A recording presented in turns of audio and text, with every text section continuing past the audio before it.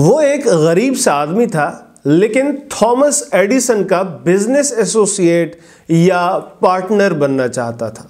جی، اسی Thomas Edison کا جس نے لائٹ بلب سمیت 2000 سے زیادہ ایجادات کی۔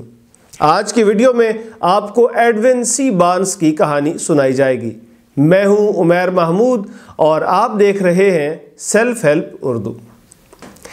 یہ جو ایڈون سی بارنس صاحب تھے وہ چاہتے تھے کہ تھامس ایڈیسن کا بزنس ایسوسیٹ بنے، اور جس وقت ان کے دل میں یہ خواہش پیدا ہوئی اس وقت ان کے پاس کوئی وسائل نہ تھے۔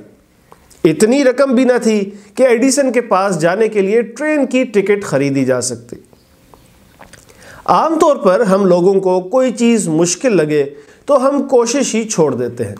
اکثر دل میں خواہش پیدا ہوتی ہے تو خود سے کہتے ہیں چھوڑو یار، اپنے پاس تو اتنے وسائل ہی نہیں، یعنی وسائل پیدا کرنے کی کوشش کرنے کے بجائے مشکل کام میں ہاتھ ہی نہیں ڈالتے۔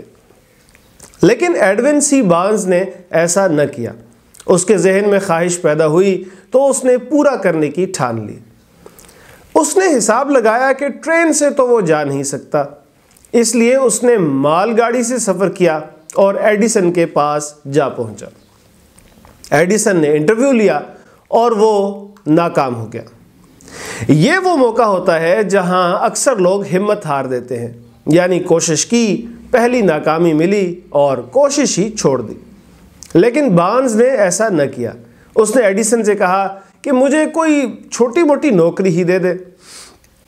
لہٰذا بہت ہی معمولی سی تنخواہ پر اسے وہاں نوکری پر رکھ لیا گیا۔